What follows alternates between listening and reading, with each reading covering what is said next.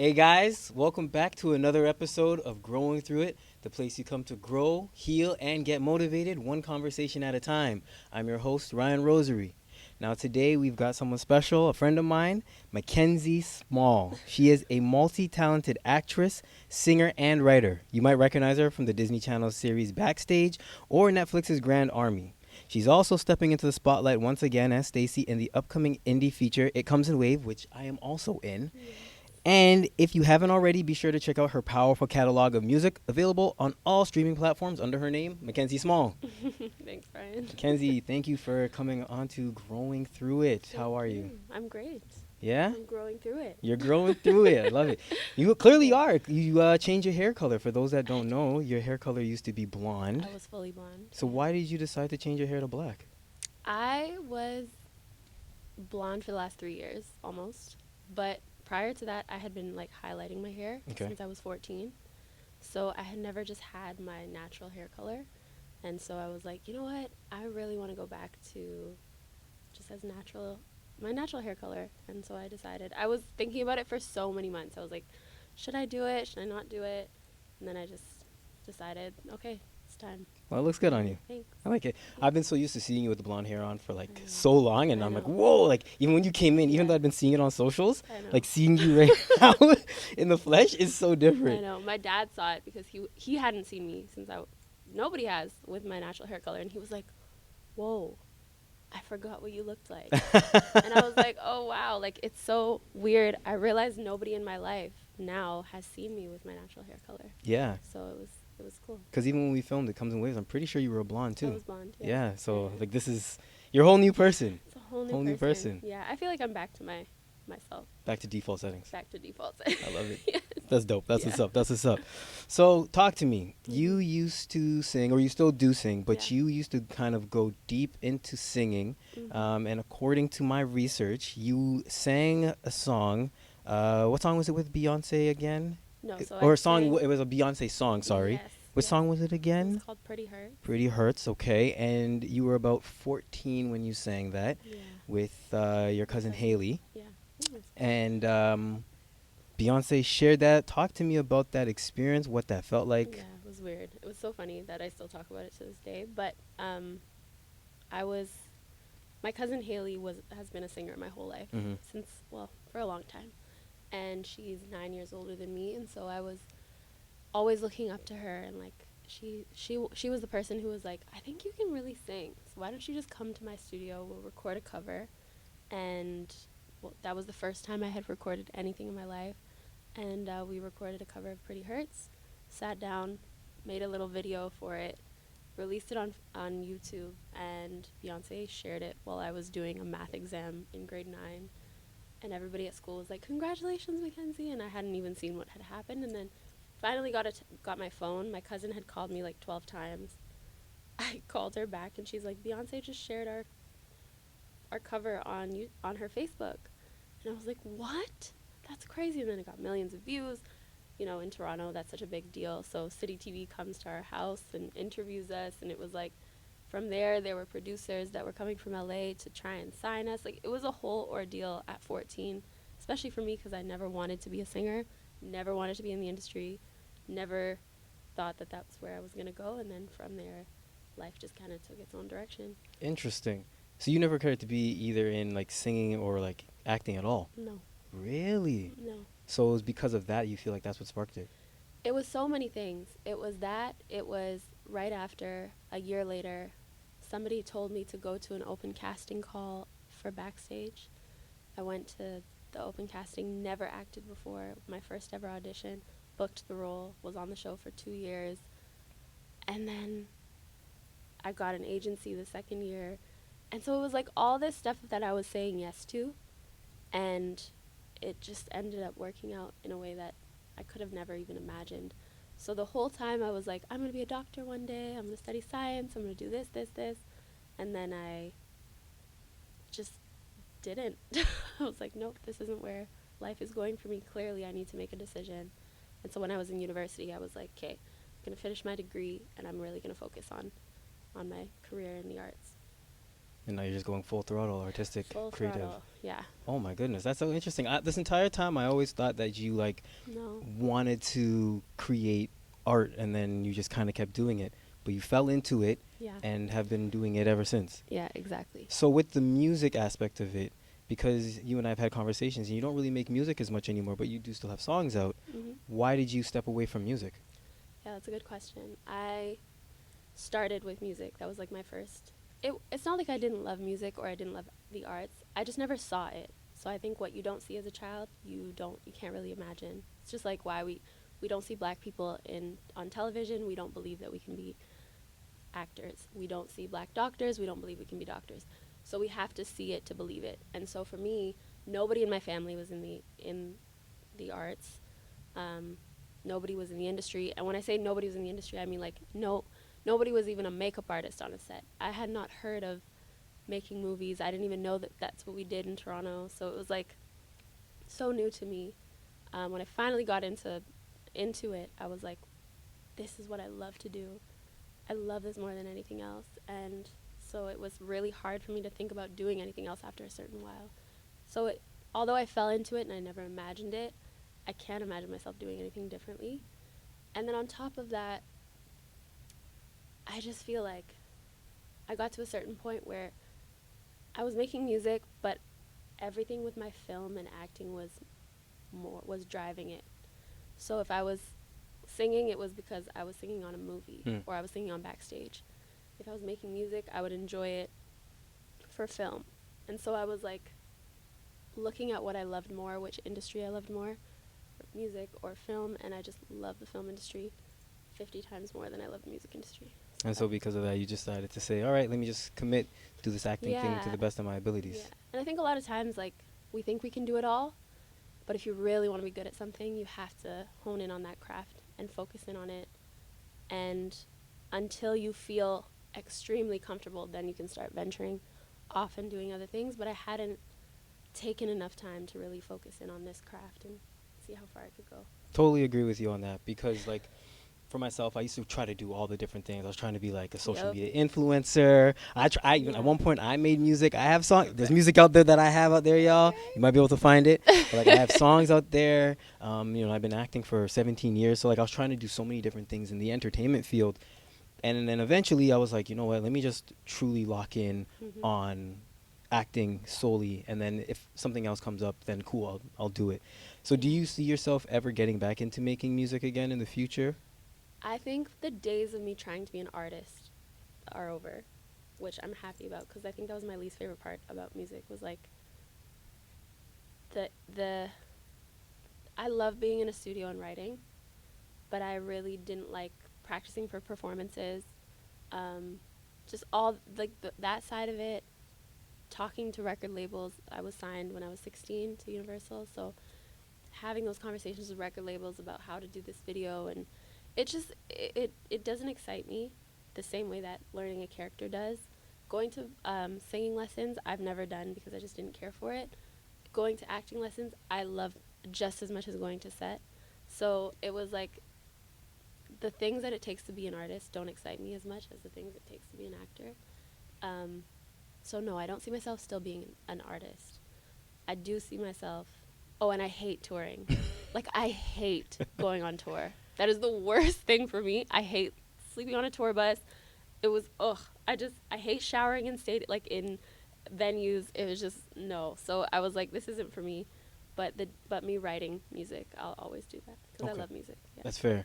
So talk to me about the signing process. So you're 14, 15, 16, Universal approaches you, because I'm not privy to this at all. 16 years old. So 16, talk to me about that. Because of Backstage. Got it. Yeah. Okay. So because of the show, I was a singer on the show, and then they were like, let's release music as well for her as an artist while she's on the show, so it'll propel her music.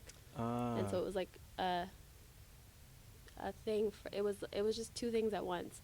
I was going to sign a record deal when I was 14 that fell through for other reasons. So it was like everything with film was working out, but music just was kind of following along, And I'm a firm believer in God and divine intervention, and I think that God has a funny way of being like, go here. take that path. I'm showing you the way. Take that road. So I just listened, and I was like, okay, this is the way that I'm gonna go. Interesting. Yeah. Mm-hmm. Okay, cool. So like the fact that you first off believe in God, I believe in God too, and I believe that he does things in a certain way for the betterment of us as people to Mm-hmm. help us reach our highest potential and our highest heights. Yeah. And so like the fact that music wasn't working out the way it was supposed to work out, even though you did it and you were like, okay, cool, Yeah. but like you realized, okay, I love the acting, I prefer this a lot more. Mm-hmm. And not to So say it's not like not to say it's easy. sure. It's definitely not easy, but it feels right, even when it's wrong, even when it's not working out. Yeah. And so that's what I listen to. I'm like, okay, all these auditions that you get rejected from, all these callbacks that don't work out, all these, um, you know, not working a full time job because you're like trying to make sure you have the space to let a role in or whatever, or all the money you're spending on acting classes or all that stuff. Even if it's hard, it feels right. Whereas I find that sometimes we force things because we want it. And so I've decided and I made the decision that I'm like, I didn't want this to begin with, but I want it now. And so I'm just going to go with it as long as it feels right. Mm. Yeah. So do you feel at this point, do you still feel like you're okay being on the treadmill and on the track of this Yeah. actor's journey? Yeah. You don't feel like quitting it? No, not So even how do you close. keep I feel yourself? like I just started. You feel like you just start? I Okay. feel like I just So started. when things are not working your way, when you're getting auditions and you're not booking them, or you get close to things, or, you know, however long certain projects don't land in your lap, and Mhm. you're just like, why am I not booking? What are things that you do to keep yourself sane? How do you keep your mind calm? How do you keep your spirit aligned? Yeah, there's a lot of work that I think every actor has to do because they go through that journey. Most of them. Some of them are really lucky. But I have a really strong spiritual identity. I found it when I was like 20, 21, where I started to really question what I really believe in. I grew up super Catholic and like church every Sunday, singing in the choir, like knew every hymn, like that was me. But when I turned 20 years old, I was like, that doesn't really resonate with me as much anymore. But I still believe in God and I still love reading the Bible. Something about it just resonates with my spirit. And so I found my own relationship with God outside of the church, and I developed my own spiritual practices that help me feel grounded. Meditation has really helped, even though I'm not as consistent with it as I'd like to be. I really find that grounds me a lot. Sometimes we spiral, and I've done a lot of work in terms of learning how to reset my mind and learning how to make sure that a negative thought doesn't carry you throughout the rest of the week or the rest of the month. And then when you hear a no, just understanding that that's God's way of being like, either you need to work harder, you need to study harder, or it just wasn't for you. And so you figure out which one it is. Sometimes my skill set just wasn't good enough for the project. So then I have to go back and learn. Sometimes it just wasn't aligned with my soul, and that's okay. You can let it go. So it's just like having that mindset. And then there's so many things that as actors we don't have any control over. You could be the best person for the role skills wise, but you just don't look the part. You're too tall. Hair color's not right and they can't change it. Something like that is so small, but we have no control over that stuff. So I just take it as God saying, there's a role coming for you. It's not this one. Yeah. You know? That's a great way to look at it, because it's true. Like there are days where I get close to the project and I'm like, Right. okay, maybe this is the one that's gonna, set me up. And then you get the email, they're on hold, they're checking availability, and then Like, how did they went that? another way. Like, Yeah. why? Why does that happen all the time? But yeah, I like that you have certain practices, meditation and like spirituality for yourself to kind of keep yourself grounded. So do you also work? Because I know you were saying something about earlier. You mentioned not having a full-time job. Do you work Yeah. full-time? Do you have a full-time I job? don't work full time. No, I spend my weeks. I also write, so write scripts. We developed a show called Overdue, and Ryan is a part of it. So I spend my days doing that. But my family owns a restaurant, so I'm always there on the weekends helping out and doing all that stuff. But I'm lucky that I don't have to work a full time job. And yeah, it's great because I get to balance between helping my family business and having my own business. Focusing really. on yourself. Yeah. Yeah. All right. So since you mentioned Overdue, we were gonna get to that at some point.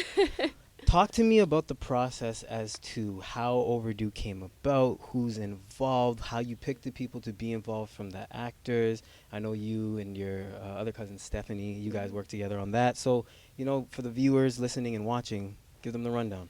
Yeah, so Overdue came about in a way where me, Steph, and her husband Josh were sitting down one day and we were like, we miss watching sitcoms that just feel good, but also that are realistic.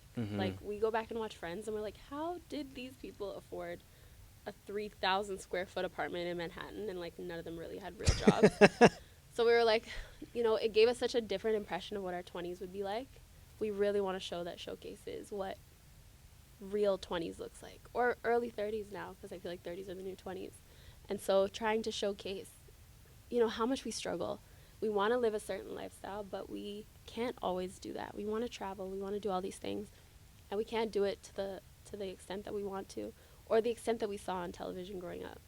And so we wanted to develop a show that really rooted in that realness, but also was black. So it was like we wanted to have a full black cast, have the token white girl instead of the token black girl, and really just like kind of flip the switch a bit and showcase real black stories and, make it about us, for us, by us. So that was the whole point of Overdue. Okay, so then how did you guys go about from getting together, conceptualizing it, having the story? Now, how did you go about choosing cast? How did you go about the story that you really wanted to tell? So we had our characters, Malik, Darius, Jasmine, and Savannah, and then Haley, of course. She was the last one that we found. Was a token white girl, Jillian. But I developed, not just me, but me and Steph and Josh developed characters that were very stereotypical, sort of. Like, very, this guy's a crypto guy. He listens to these types of podcasts. Darius is the 9-to-5er who's like, loves stability and all that stuff. So we were trying to find characters who kind of matched that persona, and then also that character, like people that I love to work with. So it was like finding that balance. If I have a full creative control over who can be a part of it right now in this time and in this process, that's who I'm going to choose. So yeah, it was very easy to see like, oh, Percy looks great for this role. And then when we talked to him on Zoom, he was like, this resonates so much. And then same thing when I met up with you and was like, how do you feel about this character? You're like, I actually do this. I was like, perfect. And then the one that I didn't see coming was Jillian, because how I conceptualized Haley in my mind was completely different to how she played the role. But she played it so much better than I thought. I didn't even recognize that Haley could be who she is. So Jillian really did a great job at changing it for the better, I guess. Yeah. So now with being on the backside of things and you created this project, do you feel like as an actor that has given you a little bit more perspective and understanding as to like what goes on the backside for big productions? I'm sure I got like this much more insight into like how many things are a real factor, like how facial hair for guys is a huge thing. We noticed that like sometimes when Percy had, I say Darius, but that's not his real name. When Percy had his facial hair, he looked older. When he didn't have it, he looked a lot younger. So we were just being very mindful of those things. Height makes a huge difference on camera. Bacola being a lot, Bacola being a lot shorter than me was a thing. So I was like, oh, this makes sense as to why sometimes I think, oh, I didn't get it because my skill set or this, but it's really just because there might be a height difference that they just can't, like little things that we don't account for. Or like my hair isn't the right color and they don't know if they can ask to change it, or there's another person who has this hair color that they don't even have to talk to about it. So it's like so many things that you just have to be mindful of. So I realized that as an actor, the best thing you can do is when that audition comes, make sure that your skill set is in the perfect place for it, and that's all you have control over. So that's what I realized after the whole process. I'm like, it's really not always about your skill set, but make sure your skill set is there. Make sure the skills are up to par. Exactly. So what I'm hearing is make sure that you know what you're doing. Exactly. Be talented, but also be tall but short. Be tall but short, but have the right color. Have the right hair color. It's like all the things. All the things. All the things. You need but to do just all the things. worry about your skills. That's what I've taken from it. Yeah. That's it. That's it. Good on you though for Yeah. like creating Overdue, and thank you so much for even Yeah, thanks considering for me to be a coming part on. of it. Thanks for coming on. It turned out a lot better than I expected it to. It's funny, it's heartfelt, it's Mm. rooted in like where we are today as a society and as people, and also because of the cast, a lot of the cast is pretty much majority of it's black. Mm. It's like, oh yeah, you know, like you resonate with that. Yeah. So you've created this idea for the show. You filmed the proof of concept. What do you have planned for? What are some things that you're trying to do next with it? Yeah, we want to take it to networks. We want to get a network to really make it a big thing, a big production. Ideally, we would have it in the US market so we could put Toronto on the map. You know, all of our musicians come from, all the biggest musicians in the world come from this city. I want to have, well, mind you, in the last like 10 years, we've had The Weeknd, Drake, Tory Lanez, all these artists that we love and listen to come from this city. So I was really excited to kind of create a show. People hear our city on their radio stations. I want people to see our city on television and see our fashion, hear our music, kind of like what Issa Rae did with Insecure. We heard all this music from LA. We heard all these like independent artists that come out of Inglewood and all this stuff. So I want to kind of have that in Toronto. I want to see our fashion designers, want to see our clothing, and kind of make Toronto a very, you know, y'all. Everybody seems like they love to come here for our food and our spots and all this stuff, and come here in the summer. So kind of having a show that showcases that would be really cool. It's so beautiful that you want to do that, and I think it's important. I actually think like now is probably the perfect time to do Yeah. that. Power of the internet with so many different shows out there. People are hungry for content. People are hungry to get to know, um, I guess Toronto in a different way than what we're used to. Because yeah, Drake, Weeknd, Tory, like these are people that have really opened the door for the music scene, Mm-hmm. but no one has really tapped into it yet for the acting scene. Right. So like, you know, shout outs to you and what you guys are trying to do with that. Thanks. We're trying. I think, yeah, you We're guys, trying. you know, you're doing, you're dead ass, you're doing, We're doing it. you're doing, Yes. you know. So with the creation of Overdue, and like diving into culture, black culture, why is it important for you to want to tell those stories, the stories of black people? Is there a specific reason as to why? Yeah, I feel like we don't have enough of it when we look back look back at the history of the award-winning sitcoms. We look back at like The Big Bang Theory, Friends, Gossip Girl. Well, Gossip Girl's not a sitcom, but just the shows that I grew up, Pretty Little Liars, the shows that I grew up watching, it was all white people. And again, I think that ties into why I never saw myself as an actress. We had our black actors, but we didn't have like the TV shows that showcased our stories or what our lives were going to look like. So that was really important for us to see. Like, I hope a 16-year-old girl watches this show and says, "Oh my God, like I wanted, maybe I could do that, or maybe I could actually live my life this way." Also, I really love the perspective that we've created with Haley, our token white girl, and the cast. And I really want to showcase that perspective of like how white people view us versus how black people view them, and kind of create this um, understanding of we can coexist. We do it all the time. I come from an interracial. My parents are black and white, and so I see my family's kind of the tension sometimes and how that's created, and sort of just like dissolving that with our show. And I think Toronto is so multicultural.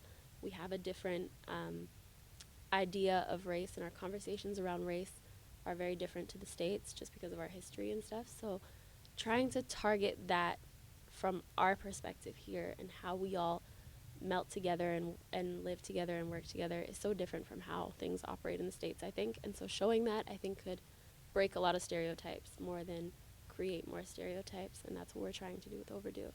It's like, I know that we have these conversations, but let's show how easy it is for us to just exist together. And that's why we have Haley come in and live with everyone. And the funniest part in the trailer when she's like, we're like, is it because we're black? And she's like, I didn't even notice. And Right. it's just like so honest, so funny, so genuine of like, I'm not looking at you guys like that.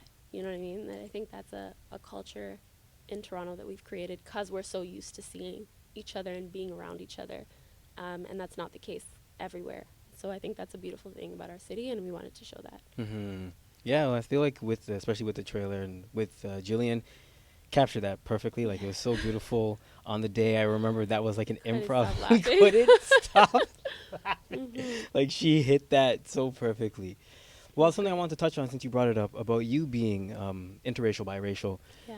How did that affect you growing up? Did you feel like you dealt with identity issues? Was am I black? Am I white? Like, talk to me about that because I am a full black man, so I don't know. I'm sure I did have like the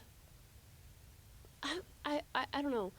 I grew up at the like time where I think when I look at my cousins who are a bit older than me, it was a little bit harder for them to wear their hair natural. They were straightening it a lot. They were, maybe the things that were looked at as really cool now were not back then. And I also think they grew up around a lot more white people than I did. I grew up primarily with my black family, and so it was never. My sister is fully black, born and raised in Barbados. I spent a lot of time in Barbados. Um, so no, I didn't really have that like, where do I fit in? I always knew I fit in with the black people and didn't fit in with the white people. So it was like there was no question about it. The problem always came though with my mom's family. So it was like I definitely don't fit here though. Hmm. Like that's where that was probably the biggest dichotomy. Or like my mom comes from Polish and Ukrainian descent, and I was like, this definitely doesn't feel right. Hmm. So it was a matter of, although this is just as much my family as my Caribbean heritage is, um, that one doesn't accept me as openly and as willingly as this side does. So it wasn't a question of like, where do I fit? It was like, I definitely fit here. I definitely don't fit here. That's clear. And I even had a conversation with my mom. She's like, because I say I'm a black woman. I know that both my mom is white and my dad is black, but I'm black. And my mom hasn't. She's been like, well, why don't you say you're biracial? And I'm always like, well, ask me how many times I've auditioned for a Caucasian role, and ask me how many times I've auditioned for an African American role. One is zero, and the other is all the time. And that just tells me how the world sees me. So there's no question of where I fit. It's very easy to say I fit here, and I do not fit here. So when I told her that, she was like, oh, okay, I understand why you don't say you're biracial. The world will see a girl who probably has a white mother, but nobody's ever going to say she's white. Hmm. Always going to say she's black. Hmm. So that's just how the world works, and I'm very comfortable with that. I love that Very you're. I comfortable. love that you're comfortable with it. I love that you've reached that point of self acceptance for yourself because I think it's important that you have that self Yeah. actualization. Like, okay, this is who I am. This is where I Yeah. fit. I'm cool with it. You Not know, just cool with it, I'm happy with it. Like like, yeah, there's no fight about it, This is where I fit. I wouldn't want to be anywhere else. yeah. You know what I mean? So, what So, were some of the issues that you felt like you had to deal with growing up? I guess with your mom's side of the family that you yeah. overcame and that you've kind of grown through. Yeah, it was more of like that conversation. Like I think for a lot of this is just coming from my experience. It's a tough conversation for a lot of people. I think when white women especially have black kids, they don't understand how to accept that. Your child saying that they're black does not negate the fact that you're their mother. Maybe some fathers have this issue as well. I don't know. I don't have a white father, but um, especially with mothers, I feel like my mom felt like I was sort of denying her existence, which I'm not. My mom's a white woman. Nothing wrong with that. Um, but me being a black woman doesn't negate the fact that she is my mother. And so I think that conversation was really tough growing up. Like, why don't you see me? Why don't you get that? You're my mother. You're supposed to understand that. Um, so it's a tough. It does create a bit of a rift between children for me, between me and my mom, that we've grown through now. But growing up, it was like, why don't you understand this? Why don't you get it? This is who I am, and trying to explain yourself to your mother is a really weird thing for a child. You created me, but you don't understand. So it was like hard, but I've accepted that. It is something that, my my parents got together at a time where that was just what was happening. They didn't look at race. That's a great thing. But then you have to accept that there's things that come with that as you raise. It's just like raising children with different religions, you know, difficult, but you chose to do it, so you gotta go through it, you know. Yeah, that's I I would never understand that. Right. I mean, I do understand trying to explain certain things to mother. Yeah. My mom, rest her soul, trying to explain to her like I want to act, I want to be an actor. Like she Yeah. didn't get that, Well, what did she want you to be? She wanted me to be a what is it called, a guidance counselor. Oh. She wanted me to be a guidance counselor at one point Okay. because I used to be a troubled youth. Oh. Yeah, I was a I was a bad kid, yo. I was a bad kid. So she wanted me to be a guidance counselor to help other troubled youth. And then when I met my dad, he wanted me to be an engineer. That's what he said to me. He's Yeah. like, he found that I'm an Doctor, actor. lawyer, engineer. Right. One of those. But going back to like explaining to my mom, like that was it, because my mom was a black woman, and Yeah. I grew up with Caribbean understanding. I'm St. Lucian, so I had a lot of that. But explaining to a woman from the Caribbean of I want to be an actor when they don't get that, that was the extent of me trying to explain something to her.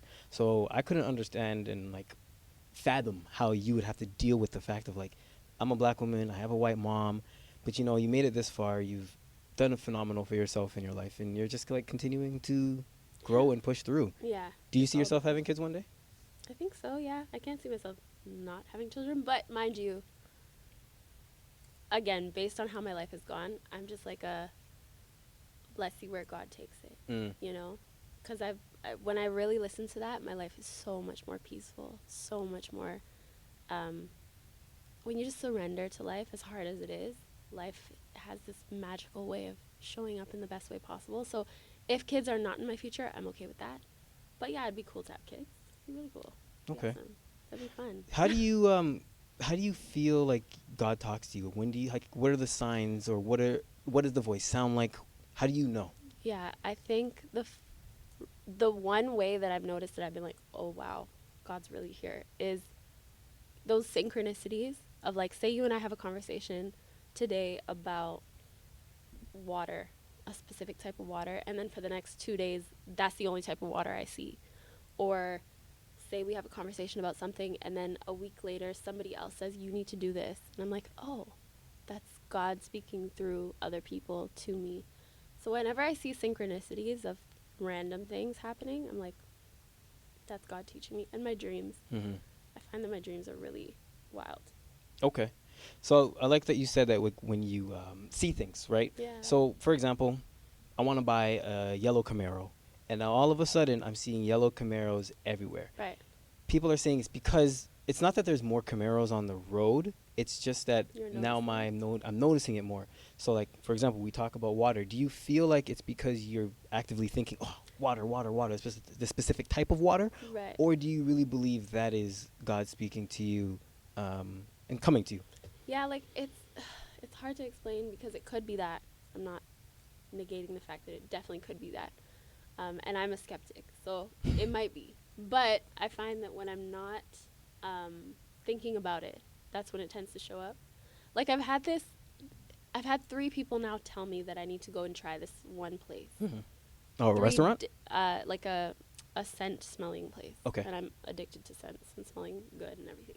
But 3 different people from 3 completely different places now have kept telling me I need to go try this place. These are 3 people that don't know each other? Don't know each other. Okay. Only commonality is me. Right. And they've now told me on 3 separate occasions I need to go here. So, and I'm not walking around thinking to myself like, I need to go here. I'm not thinking about this place. It's just it keeps popping up. And God has a funny way of doing that with so many things in my life, of like, you need to go here. Somebody's telling me I need to go there. And then when it feels like, okay, this has come up now like 4 times. Maybe I need to do this. Twice. Maybe I need to do this. And I feel like that's how God kind of shows his voice. It's like, just listen to me. Go here, Or even through the surrendering process of like, okay, you had the idea to do with Overdue. We were going to make it a YouTube series. And then we created a bigger series. And then we were like, no, we can make this a show that we can take to network. Let's develop it to that point. We just kind of let the cards fall where they did, and it's been a really, really great process so far. with really little, very little obstacles up until this point, or things that don't feel like obstacles because we're just taking it day by day, Hmm. you know? Do you like to bet on yourself? Are you a big better? Better. Yeah, like do you bet on yourself? Not like in the casinos, but like on you. Do you take bets? Do you take big risks? Would you say? I think I take risks. Yeah. I think if that's called betting on yourself, yeah. I think being an actor is a huge risk. Mm. I think that's taking a huge bet on yourself. But if you're not going to bet on yourself, who's going to bet on you? True. You know what I mean? Yeah, because I mean, like going back to Overdue, creating that, like that in itself is a pretty Mhm. big bet. You know, like you got people together, you found time to get locations, Yeah, we you got spent money on wardrobe. it. We put a lot of things into it. Um, but I don't know. There's this something that I've always had since I was young, and maybe this is just because I think I'm a very capable person. This might sound very overly confident, but there's like this small voice in me that's like, if anyone can do it, it's you. Hmm. So there's no doubt when that's the underlying voice of everything. It's like, I know this seems crazy, but if anybody can do it, it's you. I just have that voice there. And I think that's why my first ever audition, I booked it. The first song we put out, whatever, like, I just have this, like, why wouldn't it happen to me kind of voice. Although doubt does settle in sometimes and I start to question things, that voice always persists. How do you quiet the voice of doubt? Because everybody gets it. Like, I think shoot, it's the I had it devil. last week. I was like, damn, what am I doing this for? There comes a point where you're just like, it's the devil. Yeah. Yeah. You're just like, Mm. it's definitely the devil just whispering. Because you look at how many accomplishments you've had sometimes and you're like, that was all God and me working together. And anytime doubt sets in, it's just fear. And the devil works on fear. And the devil loves for you to live in a space of fear. And so whenever I feel like doubt is dampening my frequency, I'm like, okay, that's the devil. Let's get it back. Mm-hmm. Let's reset it. What do you do to reset it? Meditation, Okay. prayer, talking to God, looking at being grateful for all the things in your life, like that takes the fear away. And then really recognizing that when you're trying to control things, you're working out of fear. So for me, I notice I start to spiral when I'm trying to control too much. And then I just sit down and I'm like, okay, let it go. Mm-hmm. And everything starts to feel peaceful again. God's voice tends to settle in again. And you're like, okay, this is how life's supposed to feel.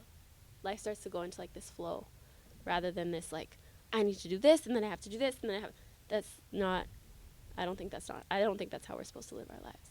Yeah, I totally agree with you because I Mhm. find anytime that I'm like trying to control too much, it's like going against the river, right? Yeah. When you try to go against the river, you're gonna put more effort into it. But we've got to be like water and go with the flow. Just go with Just it. go with it. Just go with But it. it's scary at times, though. You know, it's so scary. Just like letting go Yeah. because we don't know what's gonna happen next. You don't know what tomorrow's even gonna bring. You know, so like kind of going back to with Overdue, not knowing if anything's gonna happen from it, not knowing if it's gonna go anywhere. How do you feel on either side, if it does go somewhere or if it doesn't go anywhere?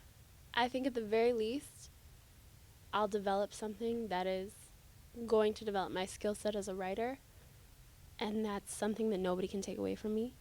I don't have any expectations of it because we didn't create it with any expectation. We created it with just like, this is what we're going to do, and we're doing it, and we're going to dedicate our time and energy into it without any expectation. And every time I've done that, something great has come from it. It might not be exactly what I imagined, but something great has always come from it, and that's it. Mm-hmm. I have no expectations on where Overdue goes. I really don't.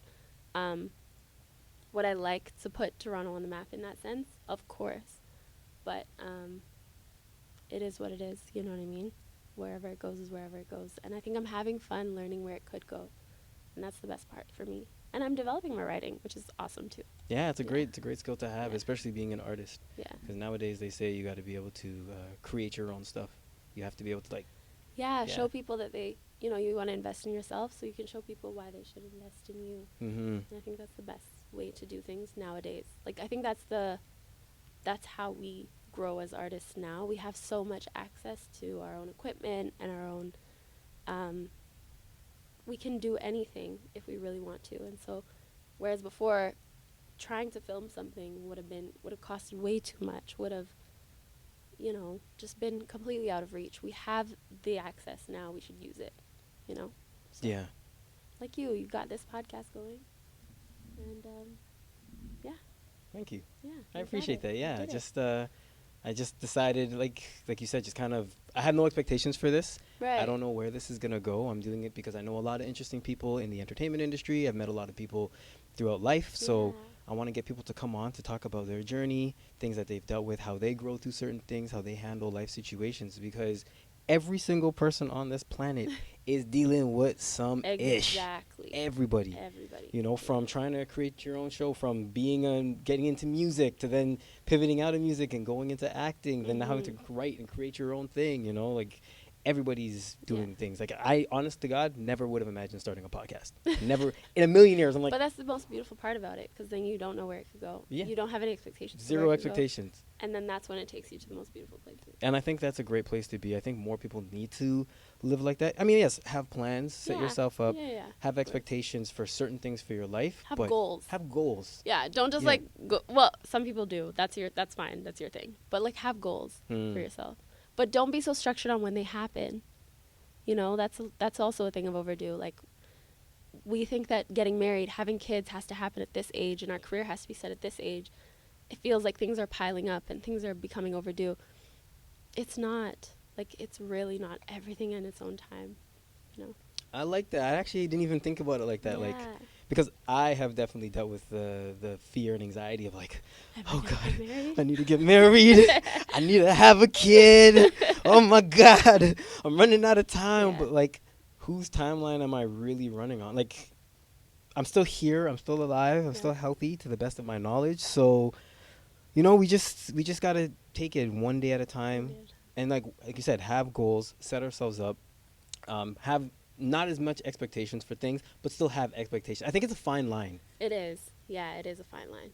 I think, again, have a goal and be ambitious, but don't have an expectation of when or how. I think it's just this is what I think could happen, but I don't know how. Mm-hmm. Let God figure out the how. Mm-hmm. And then like just say yes along the way to things that feel right, and then it'll end up somehow being something that you could have never imagined. Just Agreed. like, I have ambitions, I have goals. I don't know how I'm gonna get there, but I'm figuring it out every day. So it's like, and then sometimes it hurts, and sometimes it doesn't feel good, or sometimes it doesn't feel, but it always feels right, and that's what I have to focus on. Mm-hmm. It always feels right. It always feels right. Mm-hmm. That's the word. That's It always feels right. It always feels right.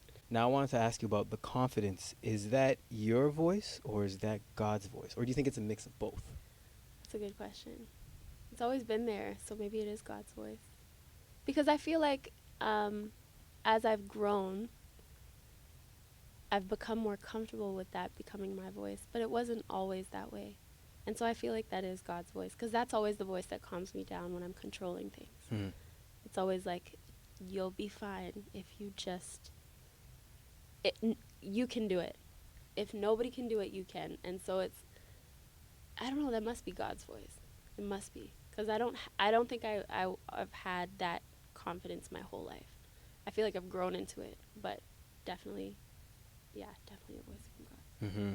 I love that you trust in your faith a lot. I feel like that helps you kind of push through life, and I think it's beautiful. And I feel like everybody should have some form of faith. Yeah, whatever it is. Whatever it is, but I think it's important that we have that. Gotta believe in something bigger than yourself. Yeah. Agreed. Mm-hmm. McKenzie, man, thank you so much for coming on. Thanks for having I like me. to end every episode with my big 3 questions. Oh, wow. So, first question for you. If you could have any superpower, what would it be and why? I would love to speak. I've thought about this question a lot. I would love to speak every language in the world so that I can communicate to everyone in the world. Oh, that's actually such a beautiful answer. Yeah, every time I've traveled to places where I don't speak the language, I always feel like, I just wish I could understand what you were saying the way that you want to say it. Mm-hmm. Because I feel like every language has its own poetry. My best friend is from Rwanda, and so Kenya, Rwanda, they say something really beautiful when they're about to eat. I don't know how to say it right now. She's taught me, but I can't. I would butcher it.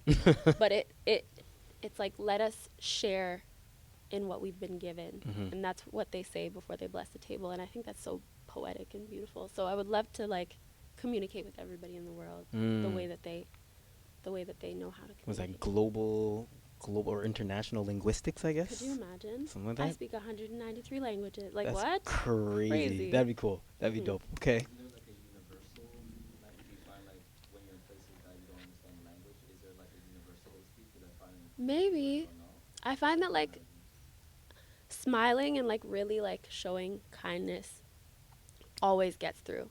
Like even if you're asking something like as simple as, do you know where the bathroom is? Like doing it with a smile, somehow they get it. They get what you're saying a lot easier. You know, being stoic doesn't really work. So it's like, yeah, being very kind, they'll try to figure it out, you know. But yeah, it's still not the same as like if I was able to speak Korean, like that'd be incredible. Yeah, no, I totally, that's a really dope, that would be a really dope superpower. Mm-hmm. Okay, question number 2 for you. If you could give your younger self one piece of advice, what would it be?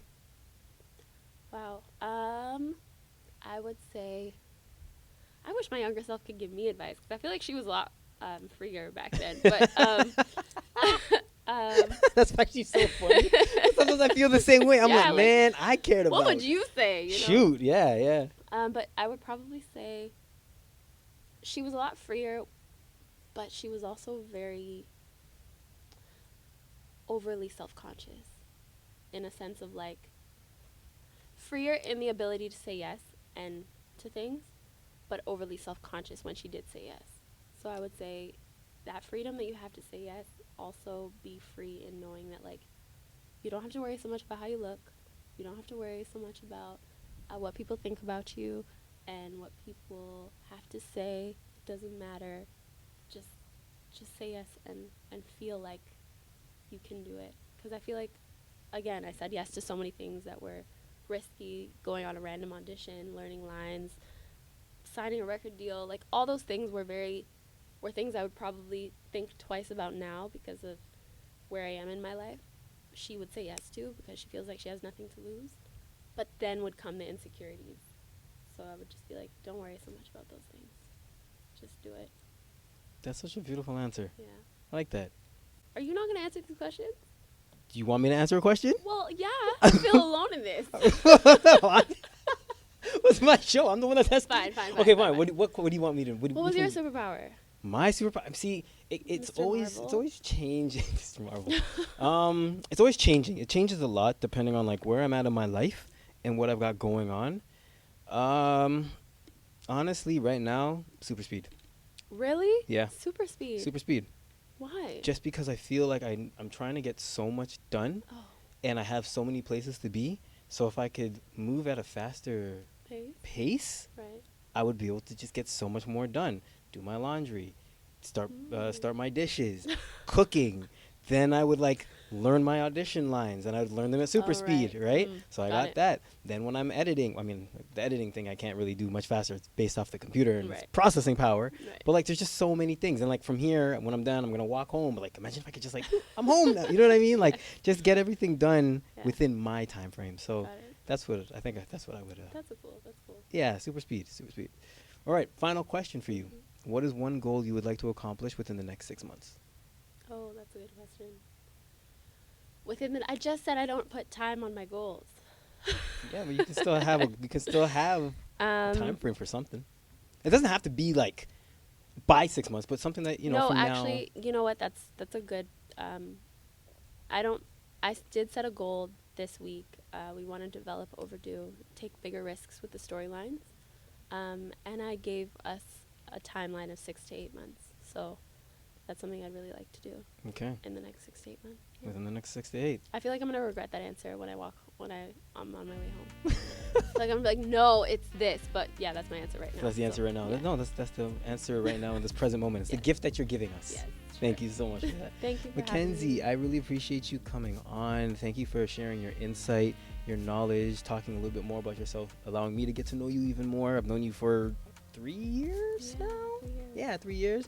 So, you know, like, I feel like every time you and I meet up, we always have such really great conversations for about life, relationships, just everything, you know. So thank you so much. Please, McKenzie, to the camera right here. Plug yourself. Shameless plug. Oh, shameless plug.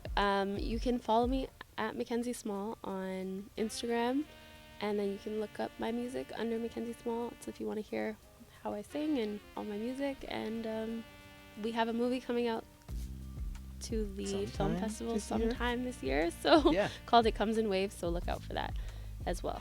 And yeah, that's it. Sweet. Thanks for Mackenzie, having thank me. you again so much for coming on. Thank you. Guys, it's been another episode of Growing Through It with your host and your boy Ryan Rosary. And just remember, the only way to grow through it is to go through it. Period.